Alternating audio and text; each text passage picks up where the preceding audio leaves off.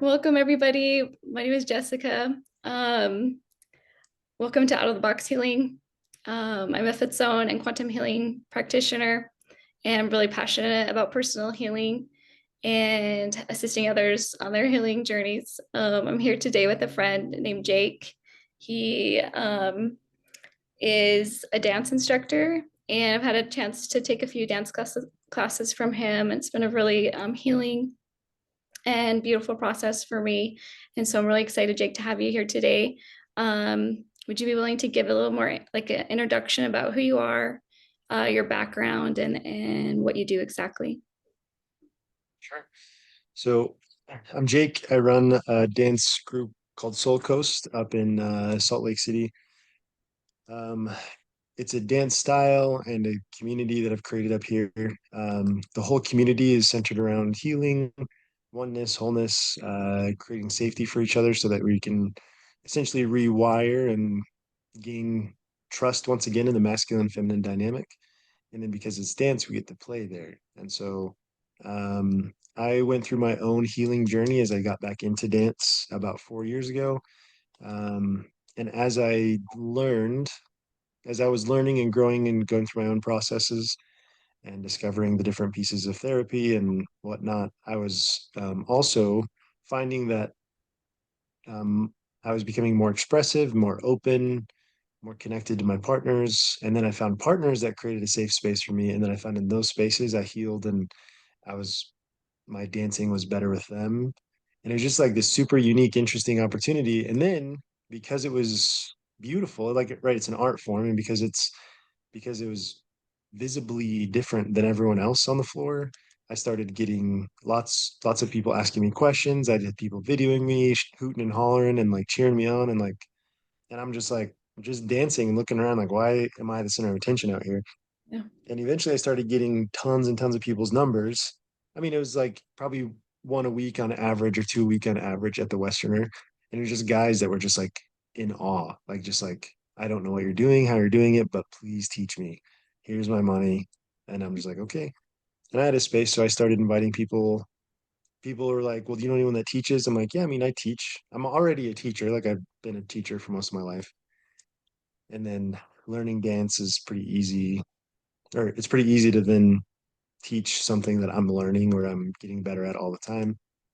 And in a place of becoming a master of a craft, you just automatically, people just start to fall into place. Anyway, so I started teaching up here in Murray, right off 4500 South. Um, yeah, and then it's just become a thing. It's grown. My classes average like 40 or 50 people every Wednesday. I teach at Classic Fun Center. I've taught all this month that we end up with like 300 people over there. The classes usually are a little smaller than that, and it's harder to teach larger groups. But my smaller groups, we focus on a lot of things. We focus on connection. We focus on creating safety for your partnership. We focus on the etiquette of dance. We focus on um, self-expression and what things get in the way of self-expression. And so we use the class setting and create a strong container in that class to hold the safety so that everyone can kind of explore and learn and play and grow together. And so um, and now we travel with it. I was in Seattle 2 weeks ago. Um, I've got some students out there. I was in Austin a month and a half ago. I've got some students out there. I'm in Phoenix in December. Got a dance retreat next weekend, November 10th, down in St. George. And so we just do all sorts of stuff with this now. And we did a performance at Yin on Fire, that healing arts festival down in Cedar City. Um, we have documentary about us. We run podcasts. All sorts of stuff are just popping up. It's just kind of wild how quickly it's growing. I've got students that fly in to see me from California, from Missouri, from like Washington. There's like people just come in from all over the place because it's as far as I know, I'm the only person that does this. I've had a few people that are like getting into it, but using dance as a therapeutic practice to on purpose trigger people in the masculine feminine dynamic in a nice way. Like it's like, hey, this is going to be hard, and that's kind of the idea. Is we're using that hard experience to actually rewire how you operate in the world. Because once you start something new, all your default patterns show up. And then when you use those default patterns and see, like, oh, this is your pattern in relationships, this is your pattern in like the masculine feminine dynamic. This is your partner in, when you get to a creative place.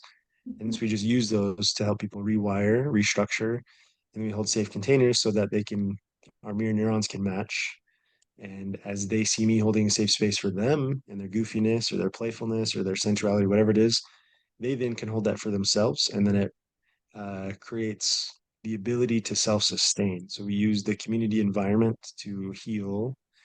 Um, and not a plug for myself, but I have at least one person a week tell me that I've changed their life, that everything is different now, that their happiness level is increased. If they now have a community, they have a home, they have a family, they have healing opportunities. They like didn't think that dance would change their life. Like I hear this on a weekly basis. Um, and so it's quite a wild ride. And I'm just kind of just watching it and smiling and just doing my part of having fun, having as much fun as possible because it attracts more people. And then the more people that are attracted, the more people heal. And so then it just inspires me to have even more fun because my community is bigger. And so anyways, we got a lot of stuff coming up, but it just keeps growing. And yeah, that's me and that's my little community up here, That's Soul really Coast. that's cool. I think it's kind of a lost art, our grandparents, I think, were more involved in that way. And so um I think there's like a starvation of that type of connection in our culture right now. So it's really beautiful to see like the work that you're doing with that. Do you mind sharing a little bit about what got you into dance? Yeah. So I played rugby and I taught a fitness class in college called Abs at Rock. And in that class, one of my students, just out of the blue, she's like, "You're going to be friends with my husband." And I'm like, "Okay." He shows up to class. Turns out he plays rugby too. We become friends, and he's a dancer, him and his wife. And so they taught me a bunch of lifts. And lifts, if you don't know, are just like where you're throwing your partner in the air. You feel cool, even though you don't really know how to dance. You're like doing these cool tricks. And so I kind of felt like I was just like a good dancer just because I knew some cool tricks. And that was my cheat in. I snuck in that way. I didn't really know hardly any of the ground or footwork. That was like 10, 12 years ago. And then I got married and didn't dance. We danced maybe 3 or 4 times. And then after her and I separated, I needed friends. I needed a social group. I'd left my religion. I just moved up here, so I didn't really have any friends, and it was just kind of a really lonely time. So I started dancing. I went to the Westerner, just this country bar up here, and my whole focus. Oops. You're good, I can see you. Oh, you can still see me. Yeah. Oh, okay. My whole focus was just finding friends, and I couldn't for a while. It was like people wanted other things from me, and anyway, so eventually I found people that did create that safety and friendship for me, and then I finally kind of like settled in, and then I went through my own healing journey with it, like I talked about, and but the more that I healed, the more I had fun at dance, and the more I had fun, the more I wanted to heal. It was just like this whole um, upward spiral of amazing, awesome things. And then there just kept being positive affirmation out there. People like, "Oh, it's so cool! You're such a great dancer." And I didn't really think I was much different. But I started embodying these principles of like proper masculine frame. So you look at old time. You mentioned our grandparents, and it's true. Dance has been a part of almost every culture since the beginning of time. And this generation and the last few generations is just kind of like everyone's just kind of stuck and stifled and totally fine. Like that's just where we're at. No big deal. But if you look back at our grandparents' generation, all the dance styles, some of them were more flowy and fluid, and some of them were more like, these are the steps and this is what you do. And so I was learning a country swing, which is there's not even like a proper way to do it. It's like people do it one step, two step, three step. They do it in a swing way. They do it right hip, left hip. It's just like there's no like rhyme or reason a lot of times, which gave me the permission to do whatever I wanted. Right. So it's just like, so I created this fusion of swing styles. Um, I started dancing in a line to get a little more like smoothness. So instead of jerky and back and forth, I created a structure that feels more like the banks of a river being the lead and the water being the follow, the flow. And so I created more of a flowy dynamic up and down a slot. So it's like an invisible line on the ground. Um, and that comes from the dance style called West Coast, which is very, very technical and hard to get into. But essentially, I dumbed that down. I wouldn't say I dumbed it down. I just made it easier, more accessible because that dance style takes years to master, like years, like 10 years to master. And even people that have been dancing 10, 12 years, they're like, I'm still a beginner. And so I took that and just got it to a point where a lot of people can get pretty good consistently in about 3 to 4 lessons. Um, After people go through my beginner course and a couple of intermediate classes, they start to really find their rhythm and flow. Um, yeah, so I got into dance. It was all country swing, lifts, and then eventually it was just country swing. And then eventually I realized there wasn't a lot of structure to country swing. And so I created my own structure, my own playground to play on with dance. And then people started wanting to do what I was doing. And then I found a few other people that are doing very similar things called Bar Coast down in like Arizona and California. Um, and so then I started playing off that style. And Bar Coast and Soul Coast have the same parents of West Coast and country. It's like the bar version of West Coast for people that don't want to spend 10 years in a classroom trying to learn it. And so, yes, but dance in general, it just become more of a thing. It's just super fun. It's a great way to socialize, great way to make friends. And it's been a great way for me to create community. It's always been something that I've done for a long time. And now I have an opportunity to head a community that I've helped create or created. Um, And so yeah, so I got into it a long time ago with my rugby buddy, and I'm still in it because it's just fun and it's an opportunity to help people heal in a way that most people have never thought of. So Yeah. Yeah, I like it because, like you're saying, it's kind of this space of you're facing, you're having to like face yourself, you're facing those fears, and you're doing it with another person in front of you, which can be really vulnerable and challenging. So, yeah, terrifying for most of us. yeah, yeah. It's, I've since I've been divorced and gone through this process, it's like been extremely painful to try to go back into that space again. And so I've loved the container that you've provided there um, for people. So, um, um, can you speak a little bit more about like how this type of dance becomes therapeutic for people? Um, is there more that you could share about that? Yeah, so it's an experiential therapy. So instead of like talking about something that happened yesterday or tomorrow or how I communicate, it's very present. So you're in the experience of learning a new thing. So there's two things going on. You're dancing, so you're moving your body, which is an expression, you're moving energy, whatever. And you're learning something new. So I could have taught any other dance style. I just didn't have any interest. Because if you're doing something new, then you go through the experience of something new, and then we get to see beginning default patterns. Because how you do one thing is how you do all things, and how you start something is usually how it continues until that pattern breaks for some reason. And Mhm. so I used the dance experience, and it's scary because you're being held and touched and looked at and seen and felt, and you're moving. There's like all sorts of these fears and triggers coming up. And I allow that an opportunity to, like, great, that's awesome. Instead of, a lot of times we're like, oh, it's a trigger. Don't trigger me. Don't trigger me. Like, don't, or we say, like, I don't like this, even though we're just scared. And so I just use it as an opportunity to look at it, hold no judgment, get rid of negative thought patterns. Once people start holding themselves in a higher regard and not a negative space, they're a lot they can learn. Um, in therapy, so it's super interesting because your body holds record, right? So if you've read The Body Keeps the Score, there's a bunch of books out there that kind of have this idea, but your body's holding on to these memories. So when I'm dancing with someone, I can tell you what your attachment style is. I've had students that come to me that have been abused, and I can just tell because their body's telling me. Their body doesn't have a certain amount of consciousness that most people do. And so I'll never be like, oh, you've been abused, but I will be like, this is interesting. This behavior is common for people that have been abused. And then they're just like, well, Yeah. how did you know that? How do you know that? like because your body's holding a record of your life. And so that's so much easier than having to sit across the room and you tell me, like, all right, I was abused. Like you have to like summon up that information instead of just it showing up. It's like, oh, it's present. This is going on right now in your body.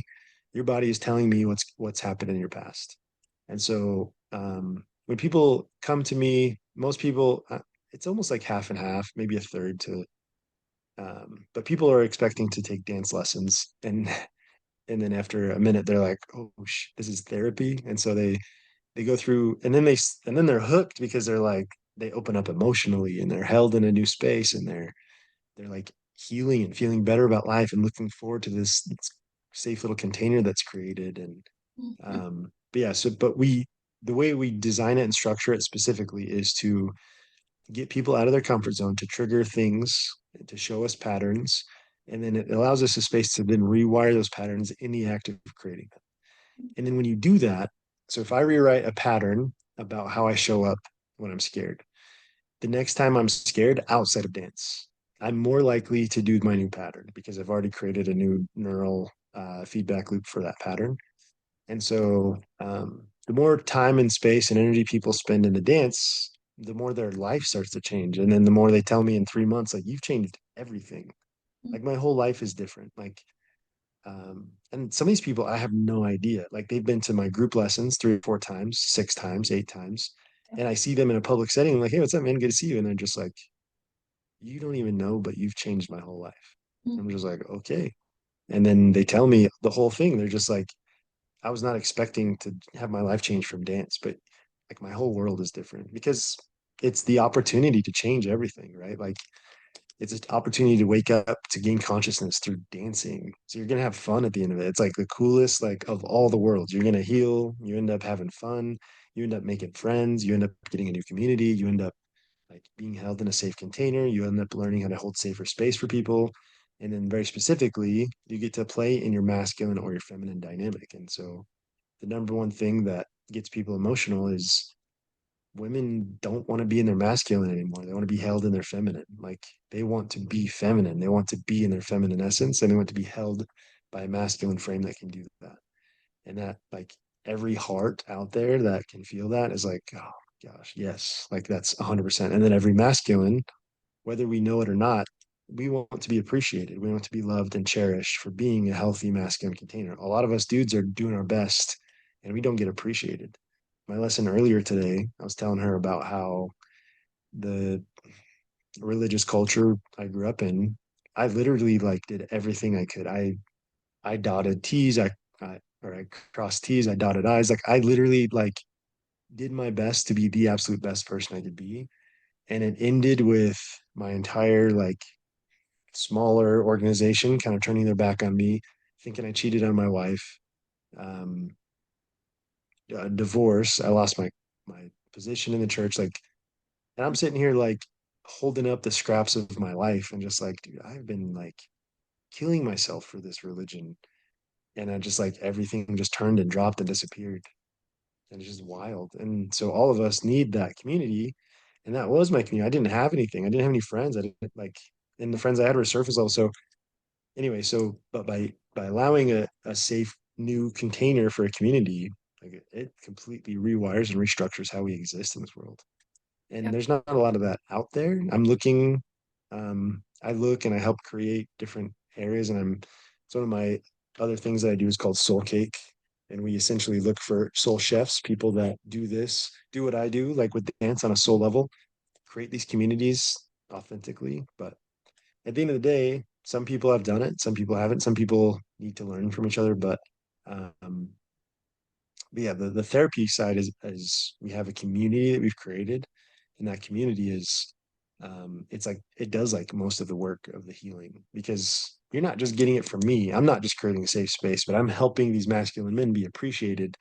Oh, that was the point of talking about the religious pieces. Um, is I never felt appreciated for literally killing myself for this thing. And in this space, I help men hold the masculine frame, and then women can appreciate, you appreciate both sides. Like, oh, my. And I've had girls come up to me after class and be like, just in absolute tears. Like, I see exactly what I want. That masculine frame that he held, like not him specifically, but the frame that he held and the energy that he carried and like holding me in that space, like that is exactly what I want in my relationship. Oh, And so it's, we're literally rewiring people's desires, which changes your reality. It's yeah. the most wild. It is so wild. That 4 years ago, I never thought I'd be doing this, but this is the coolest thing I could ever be doing. So just Yeah. magic. Yeah, it is so powerful. Like I remember the first time going and having the same experience. It's like, and you kind of get a contrast because there's some men that are kind of learning to hold the masculine. And so I would almost get triggered slightly in that. And then I would feel someone in the masculine and I was the same. I literally went home and cried for hours, like, because it was like, have never felt that. Like I've never fully experienced that healthy masculine in my life. And it's painful to be, 40 years old and being like, oh my gosh, like I would really love to have that with someone, but never tasted it, So it's definitely an emotional processing. Um, and it's beautiful and I think it's really important to be facing it, even though there's pain there as well, right? As we're looking at ourselves. But There's yeah, pain and there's terror and there's fear and yeah. it's all it's all there pointing you the way to your next step of your journey. Yeah, definitely. And I think too, going through this process, it's like how many couples that are married aren't really holding that healthy container either, right? Like, and yet they're kind of just muscling through because of culture and belief systems, and yet they're both really suffering. And how often we do that. And I just think it's a tragedy as well. So yeah. So I love what you're doing with that. Um, any other thoughts on that before we move on to the next question?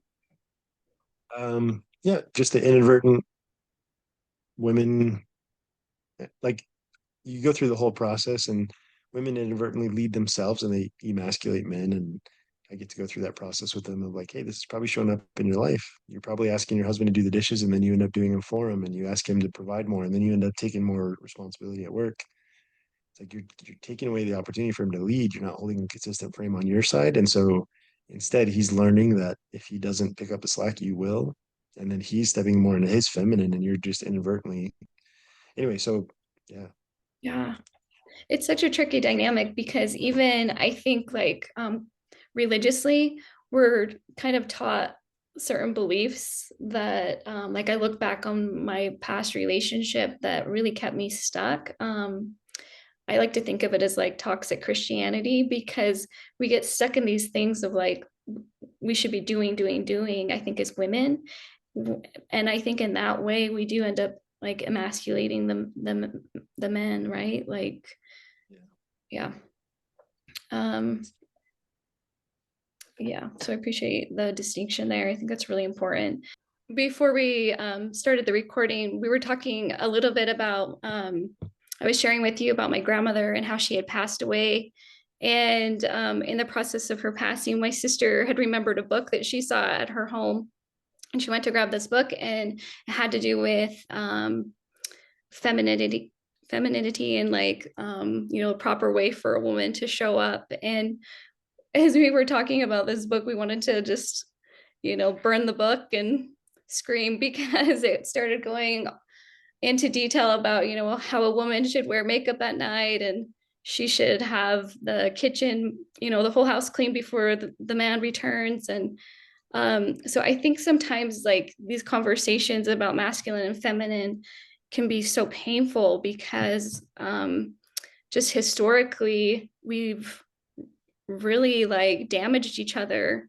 Women have damaged men, I think, and men have damaged women, and there's so much pain. And I think this conversation and like the work that you're doing is just so vital right now in helping to create the collective healing that gets to take place right now. Can you describe um, so I guess what I wanted to ask is what are some of the struggles that you see on the masculine side? And then if you could share some that you're seeing on the feminine side. Yeah. So using that as an example, yes, it might have been a woman that wrote that book back then, but like she was taught, right? Like wear makeup and I feel like that's akin to other dance styles. And I don't want to like harp on any other dance styles, but take the country swing specifically. You go to the Westerner and people just think it should look a certain way. And so it turns out to be a lot like when you're watching TV and people are driving cars and they're like, that's how they're driving the steering wheel. You do that in a real car and your car's like, whoa, whoa, whoa, goes all over the place. Mhm. But that's kind of what it looks like at the Westerner. People just think it looks like that. And so they are forcing, they're controlling. So like they'll have the instead of having just like this open invitation for dance, it's like boom, they lock on your hand and they vice you down like you're just clamped to them. And since you're half their size, they just pull you around and then make your body do what everyone else's body is doing. And that's like I feel like that generation at that time in those relationships, that's kind of the idea is like, yeah, you do what the man says. He's making the money, you're helping him out. Like whatever that perspective is, instead of this more healthy dynamic. Um, and so what I find most common is in the masculine space. So the reason why I created a different dance style, Soul Coast, instead of whatever else is out there, is just because if you show up and you already think you know what you're doing, then it's like, all right, this is dumb. Because then they're just going to tell me, oh, this is the way that the dance style is. And it's like, okay. Then I create one that says, look, this connection, the proper connection here is all about open invitation. I'm not forcing someone's body to do anything. I'm inviting her to play with me. And that feels so much more dynamic. And like yeah, I can, if you are water and I'm going to create a container for you, like I can be lots of containers, but the lockdown idea is like a culvert. It's like, yeah, you can flow, but you're flowing through this straw. And like it doesn't feel like flow to me. It's like, yeah, I'll go from one point to the other, but I'm not flowing. I'm not like just going with the flow. I'm like, I'm getting constricted to this little porthole. So, and that's kind of the idea of like the unhealthy masculine is so much control that you can't find your flow. Um, Totally. so I find a lot of that um, of this control idea where you just people leads guys specifically they think dance is all about knowing a lot of moves because that's just what they think. It's just like they got a lot of moves and they're a good dancer. It just happens with time, but instead of realizing that dance is about creating good connection and safety, leads will think it's about the moves. And then as they're learning moves, you can force, I'm twice your size. I can force you through any movement I want. Mhm. You're not going to like it, but I can make you do it. I can push you through that culvert if I want to. But the magic of dance as a lead is actually creating a safe container so that I can learn how your body flows. I can be like, oh, okay, this is how this is going to work. Like, this is how your body moves. And I'm going to help us dance through this motion and let you flow through this. And so that's kind of like those are the big struggles for leads for masculine energy. Is the idea that like dance is all about control, and then getting that to rewire for them of that dance is about like healthy space holding for the feminine to flow, getting her to like show her essence and be the beauty of the dance. So that's a big thing on the masculine side. On the feminine side, there's also a lot of control. So if you're used to that, if you're used to, you know, like getting jerked around and pulled around, then you're going to be really tense and tight. And so when you show up, instead of flowing, you're just going to be like, "Ooh, don't hurt me." And then, you're not going to have as much fun and you're probably going to hold on to me for dear life because you needed to before. So to survive at the Westerner, you've got to like tense up and tighten up. Otherwise, you're going to throw your neck out, throw your back out. And so when people come to my classes, it's like I gotta relax everyone and get them into their more true essence. Um, in the feminine energy, I've got to get them to let go of control as well, because on the backside, they're the ones spinning, and that's scary. And so they're trying to hold on for dear life. And if you take, even if you're just 100 pounds, 100 pounds holding onto my fingers as you spin, 100 pounds in a circle is gonna twerk my fingers out of their, it's gonna Yeah. create a problem. And that's happened several times before. And so but control on either side is not working, even if it's just like for your own safety. Like, yeah, I get it. So you're coming from a rough relationship, and so you're a little tight and tense. Mhm. Um, it doesn't mean you need to keep it. Like, understand that that's where you're coming from. Like, yeah, it was tight and tense before, but guess what? The true nature of feminine and masculine, it's about trust and openness and invitation. And so anyway, so I find that a lot in those dynamics. Follows love to lead themselves. And so they're so used, most women in this world are kind of bosses of their own reality. And so they take care of themselves and they live in their masculine energy. And so they show up more masculine, they show up, with broader steps and with, they're taking up more space. And Mhm. so with feminine energy, what I find is a lot, I have to help them settle into understanding their frame. Once they understand their frame, their boundaries, how they're going to operate in this play space, then it's about letting them realize that they don't have to do the work. They don't have to create the structure. They don't have to create the movement. The lead is going to do a lot of that. Their job is just to flow through all that stuff and to let yourself be led and to let yourself be held in that container. And it looks different than fighting or struggling or helping a bunch. It creates a really cohesive movement if you understand your frame and just give resistance. And so the tension of resistance of just that is enough to make a dance happen. So I can lead someone through an entire dance just finger to finger with tension pushing on either way. And so as I lead, that's all the connection that we have. There's no grips going on. Yeah. So on the masculine side, there's a lot of control and a lot of thinking that, dance is all about knowing moves. Um, and then, and then usually when they get knowing some moves, they like to show off and like toss the girl around, go to more control of like, I'm gonna throw you upside down. And I tell everyone it's like not okay. You can ask by like invitation once again, is it okay to do this? Are you okay with your feet leaving the ground? Are you okay if your dip goes upside down? Are you okay if, and then the feminine feels a lot more like seen and heard if she can say yes or no. And so Totally. Yeah. anyway, those are the two biggest struggles in the dynamics of those partnerships. Yeah. Well, I love the way you teach it because it does kind of create that space of safety on the feminine side. Like I feel that like with the way you teach it. So I really love that. Um, what can you describe some of the traits of the healthy masculine and feminine and how that shows up in dance? Um, so a healthy side, um, the masculine is meant to be the banks of the river. And so the style I teach, it's in a slot. So it's this invisible line on the ground. And the feminine, that's their line. And so if you think about the banks of a river and a river, that's the river's slot. But the banks are there just kind of helping hold in that frame, hold in the water. And so that's kind of the main idea of the healthy masculine is that you're not there to become a culvert and tell her exactly what to do. You're there to invite her into new movements, into spaces. And there's going to be like rocks and dams and all sorts of stuff that shows up. And so each opportunity along that river creates a spin or a flow dynamic that isn't there before. But a healthy masculine is holding a safe container, not forcing, not coercing. Everything is by invitation. You're inviting that water down the channel, and then you're helping that water to flow. And a healthy masculine energy is really just showing off your partner. It's like look at this beauty, look at this grace, look at this flow. Like you're really just focusing on making her show up, not making her show up, helping her show up in the best way possible. And you do that also subconsciously with how you hold space for yourself. So a healthy masculine man won't be so self-degrading that he's constantly thinking, I'm messing this up. I'm the worst. Like he's actually holding good space for himself, which allows him to hold space for her. So if he can be kinder on himself, um, to himself, then he shows up more presently because he can actually be there. If he's hating himself, his energy is diverted and he can't actually be present with his partner. And so presence is huge on both sides, both masculine and feminine.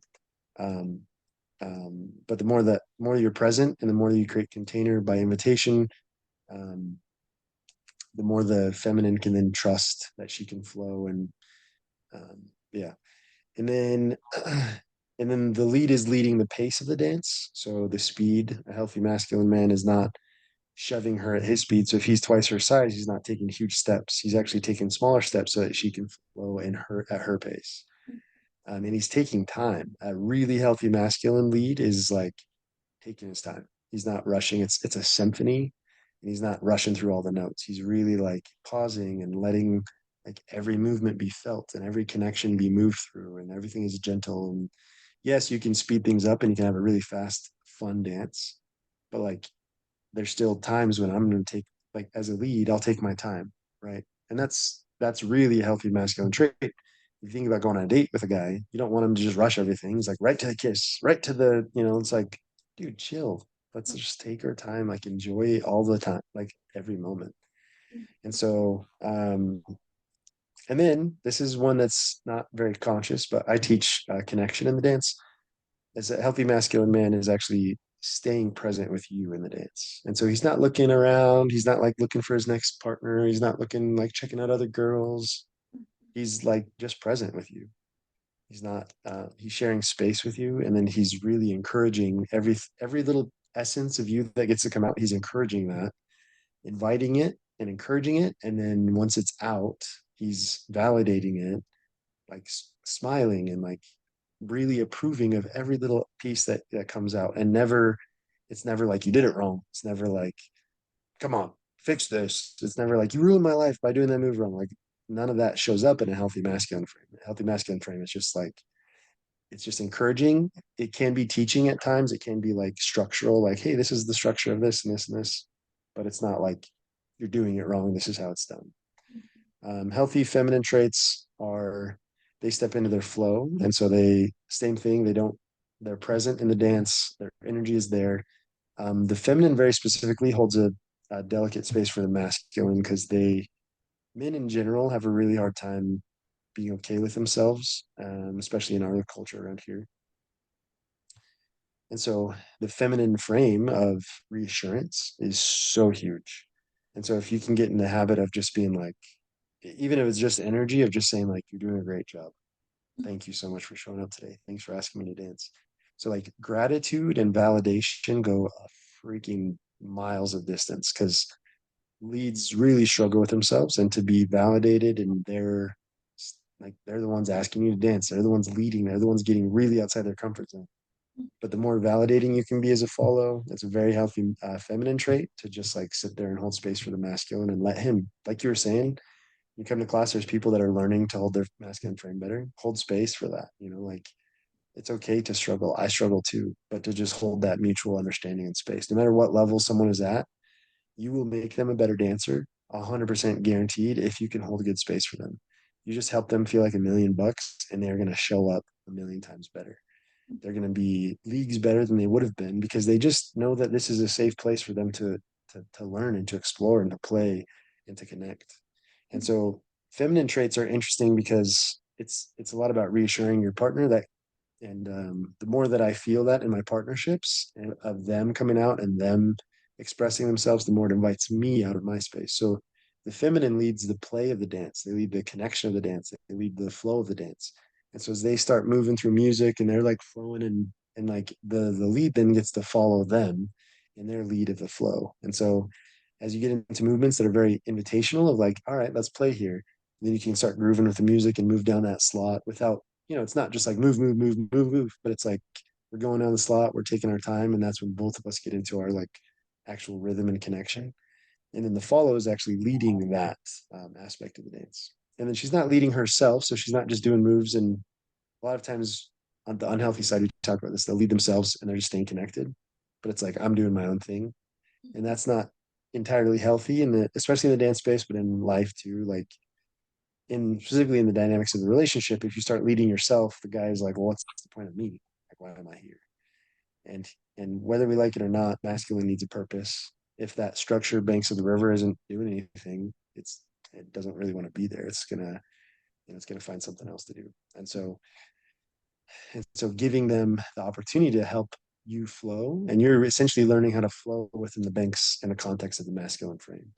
And like you said, sometimes it's going to be better, sometimes it's going to be worse, but your job isn't to judge. Your job is to just play within that frame for those 3 minutes, 4 minutes, whatever that song length is, to give reassurance. And then a healthy feminine and masculine keeps their boundaries. And so there's like different pieces where your frame comes in. And if you keep your boundaries as a feminine, you're creating a safer environment for both of you. So I've had students come in and I'm showing a movement and they're like, "Oh, I don't like this one. It hurts my shoulder." I'm like, "It's because you're not keeping your boundaries.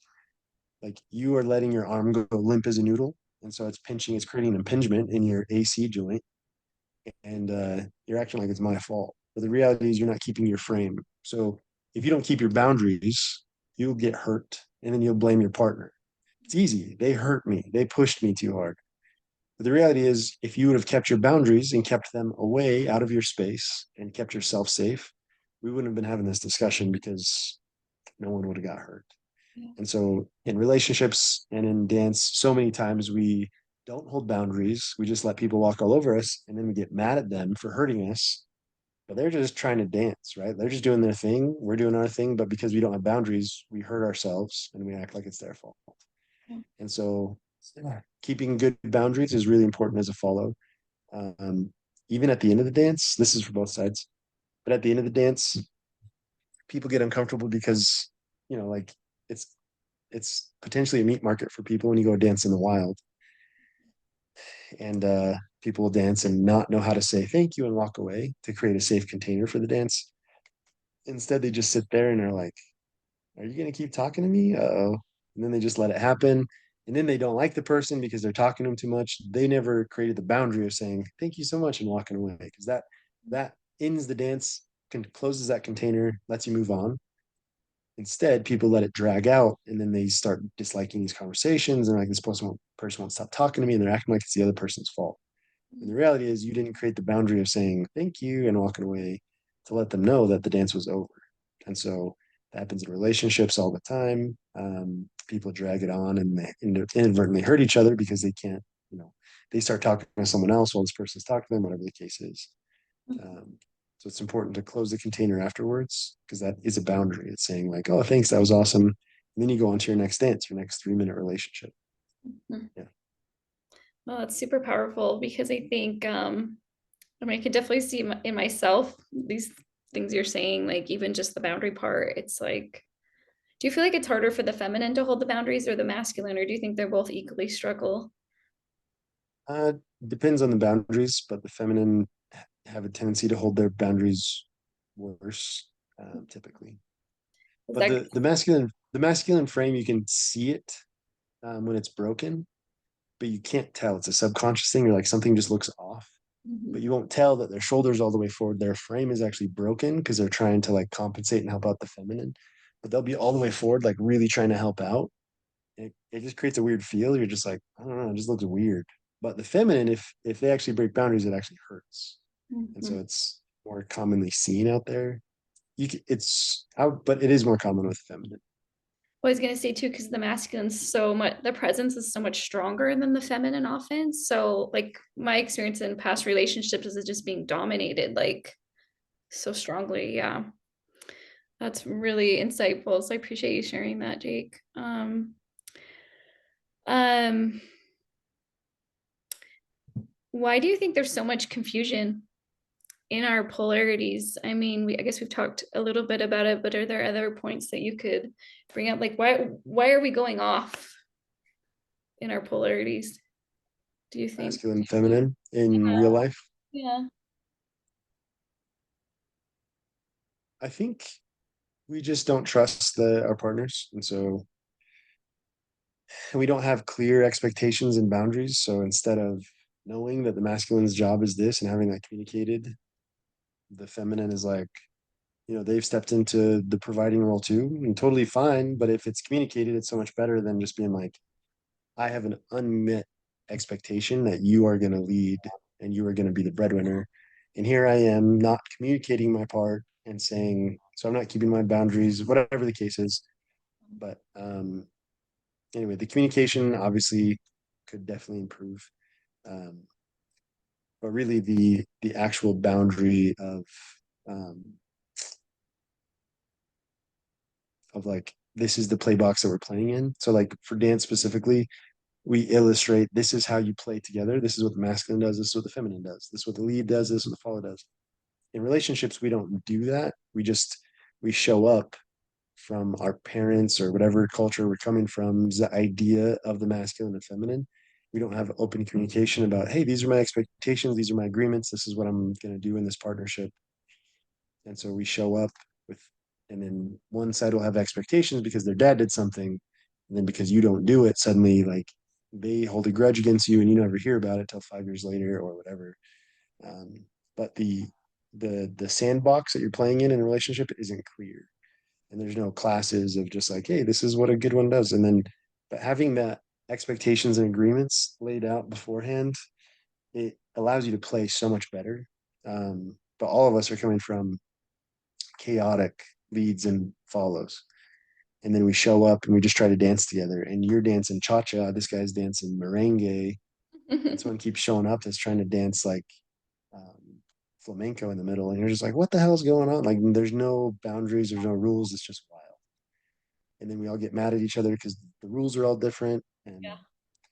so it's just, to me, from my experience, it's just a lack of clear communication on expectations, boundaries, and agreements about what we can actually agree to. And we don't even know what we can agree to because I could be like, yeah, I can agree to lift you all the time. And then in practice, it's like, I can't do that. That's freaking heavy. Yeah. You know, in real life, it's like, oh, I don't know if I can actually be the breadwinner for 10 kids. So, Right. Well, and I think that's where how important it is to come back to oneself, right? And just getting really present to who you are and what you are capable of committing to. And I think too, like how often, like you're saying, are we committing and we just don't really know ourselves. So, um, and yeah. when we're single, instead of like learning ourselves, we spend so much time trying to find someone. Oh, it's so Like, true. just love me. And then all of a sudden someone shows up and you're like, I don't know what I need yet. And then we expect them to wait through our bullshit discovery process. So, or healing process. And we're not even ready to love ourselves yet. Yes. Like, imagine finding a dance partner on the floor and he still hates himself. And he just, every other word in his head is, you suck. I'm the worst. I'm not good at this. And you're trying to dance with this guy and he hasn't done that self work yet. And so he's just like, all you hear and all you feel is like, I suck. Oh, man, I'm messing this up, messing it up. And that's the energy that you're feeling from him. You're not going to have a good experience. He's not going to have a good experience. Yeah. Neither of you are ready. And Well, so, it doesn't matter how much you're in the feminine, you might be just loving him. And that's, and he can't feel a thing again. There's a right. disconnect. Yeah. Yeah. It's really tragic, these processing programs that we get stuck in. I absolutely love this conversation because I think it's just so powerful and it's really needed today more than ever. And I really believe there's so many, like, collectively that have come to the planet right now to make these shifts. Like, because I think it's been, it's kind of like we've hit a peak and it's like we're getting rid of the old and going back to what's better and what actually works. So I appreciate so much your insight. Are there any like last things you'd like to share before we close? Or anything last thing you'd like to teach or share with those that are in this process of healing? Um, no, I think a lot of people, they want to know like if it's gonna be easy. It's never easy. Like, all this stuff is hard. It's just scary. Luckily, at the end of this one, it's fun. So it's Mhm. like, oh, we get to play together. It's just like way awesome. And then it doesn't take much to get in the space of play. So most people are there in the first class. Once you start to play, you rewire quicker. So it takes like 180 reps or something in struggle, and it takes 20 reps in play and fun to rewire something. And so, in a space of play where you're just like goofing around, we're rewriting the rules of our reality. And we're doing it in a fun way, and it's connected, and it is scary. It's terrifying. There's going to be triggers. It's like, it's just part of the process. But the end result is you have more self actualization, more connection to yourself, more connection to others. You have community, you have people, you have the community that I've been building is super unique, and everyone is just like beyond grateful that we all exist and just love each other because we've made the rules. The rules are very clear. When people show up, they know the rules, they know the expectations, and I kick people out, not often because I kick people out, um, but because I kick people out, it creates more safety. People are like, oh, you kicked that guy out. He was violating the rules. And it's like, hey, this is actually a safe place. And so we've created something super unique. And so if anyone is deciding or checks this out, wants to come to dance, soulcoast.dance is our website. Right now, our Facebook page is the Station Dance Lessons. The community is kind of growing at a wild rate. And so we're creating some online content. Um, we have a studio. There's a bunch of we have a couple podcasts going on. We have a bunch of stuff coming up. But yeah, anybody that wants to tap in and be part of the community, learn, do private lessons, group lessons, just reach out. They can reach out on Facebook, Soulcoast.dance has a bunch of stuff. We do travel, so we have trips to Austin, we have trips to Seattle, we have trips to Phoenix. Um, we have a lot of people across the country that are interested in this, and so if you are looking for your window of opportunity, yes, there's always going to be opportunity. With me specifically, that window is shrinking. Like I just don't have the time anymore because I'm doing so much stuff. I still do have time, but it's like the window is just shrinking rapidly. So if you've got time, energy, effort, you're ready for big shifts in your life, you want to create a different reality for yourself, like this is randomly the most perfect thing that you can do, like start dancing. And it's really easy to get into. It is scary. It's scary for everyone. But the whole idea is that we're using it with a purpose. We're healing and having fun at the same time. And I can't imagine a more inviting environment. You come to one class and you'll get it. The community that we've created is so welcoming. And more than half of the dancers in Utah have come through my program. And so if you're dancing out in public, like at Classic Fun Center or wherever, most of them have come through my program. So they get it. And you'll know someone that's come through my program. They'll feel different. They'll have a better connection. They'll be a little more open, and you'll have a common language that you can share and talk about. But you learn from me, and you'll be able to dance with anyone on either side, lead or follow. So, Thank you so much, Jake. I'll definitely be yeah, sure to leave your information in the show notes. So thank you so much for your time. no problem. Nice catching up. Yeah.